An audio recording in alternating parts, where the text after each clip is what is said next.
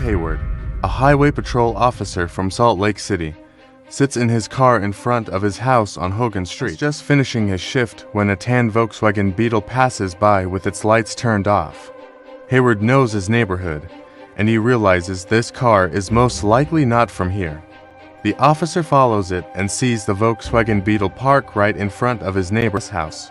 The owners aren't home, only their 17 and 19-year-old daughters are inside. Hayward turns on his brights to read the license plate. The sudden light startles the driver, and the Beetle speeds away. Hayward gives chase. The driver blows past one stop sign, then another. Hayward has no intention of letting the man escape. A few minutes later, the Beetle finally stops at an abandoned gas station. A man steps out of the vehicle with his hands raised. He's wearing blue jeans, a black turtleneck, and tennis shoes. He has shoulder-length dark hair and smells strongly of weed. Hayward draws his gun. The man claims he's a lost student. He says he was at the local drive-in watching the towering Inferno and lost his way home. But Hayward knows something isn't right. He drove past the theater early that night. The towering Inferno wasn't playing. Hayward searches the car and finds something disturbing. The passenger seat is missing. In its place is an open bag filled with strange items: a ski mask, a crowbar, an ice pick, gloves, a pantyhose, rope, wire, and trash bags. In the trunk, Hayward also finds a pair of handcuffs. "I'm going to arrest you tonight for evading an officer," Hayward says, "and I intend to ask the county attorney to charge you with possession of burglary tools at the police station." The man is booked and photographed. But despite the tools, there's no burglary to directly link him to. Without enough evidence, he's released on bail. Bob Hayward can't shake the feeling. He's convinced the man intended to break into his neighbor's house, with the two girls inside. Much later, Hayward will realize the truth. The man he arrested that night was none other than America's most infamous killer, Ted Bundy, and it would take far more to finally stop him. Not a wild beast to look at or to hear. Her viciously biting her. Clubbing her to death.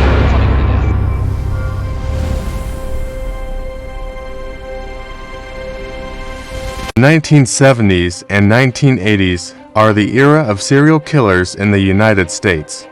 Jeffrey Dahmer, John Wayne Gacy, Charles Manson. But one name stands above the rest: Ted Bundy. He's handsome, articulate, charismatic, and disturbingly likable. Well, I'm sure it works, and you've got to have faith it'll work, or else you'd be reduced to some kind of, mumbling idiot. Theodore Robert Bundy was born on November 24, 1946. He grows up in a seemingly normal, working-class family. "I grew up in a wonderful home," Bundy later claimed. To dedicated parents, church every Sunday, no drinking, no violence, but not everything is as perfect as it seems.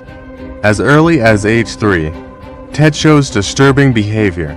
He arranges kitchen knives around his sleeping aunt. As a child, he dissects mice in the woods.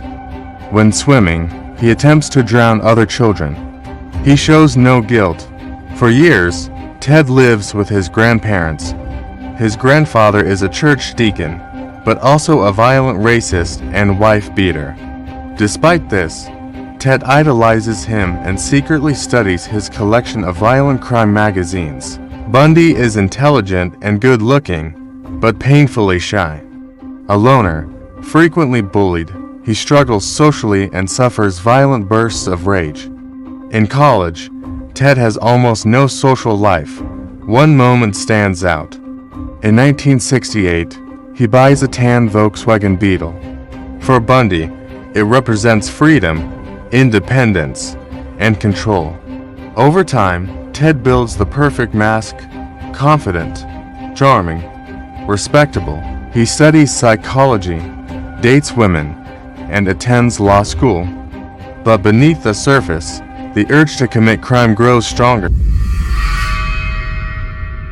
On February 1, 1974, Ted Bundy abducts and murders his first known victim, Linda and Healy. Bundy targets attractive young women. He approaches them in public, faking an injury or disability. Once they trust him, he strikes. Inside his Volkswagen, the passenger seat is gone. The victims are restrained on the floor. He drives them to remote locations.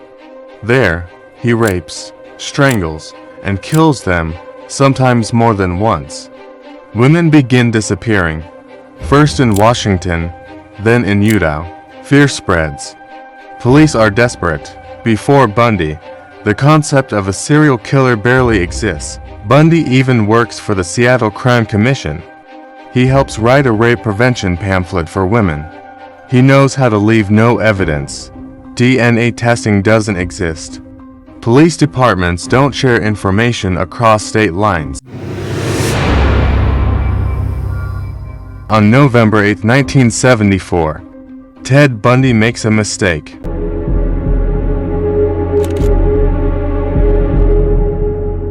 He leaves a witness. Carol Derench is 18 years old. She parks her maroon Camaro at a Sears mall and walks toward a bookstore. A well-dressed man approaches her. Hello, good evening, madam. I'm Officer Roslin from the Murray Police Department. Okay. How can I help you, officer? Okay, madam, I just observed that someone tried to break into your car. Oh, that's bad, and you're supposed to be the police? Can I have a look at your badge? Of course, madam. Carol agrees to walk back with him. Everything seems fine, but she notices the smell of alcohol. The officer shows her a badge. They reach his vehicle. It's not a police car. It's a tan Volkswagen Beetle. Moments later, the man handcuffs her and pulls out a gun. Carol realizes the handcuffs aren't attached. She jumps from the car. He attacks her with a crowbar. She fights back.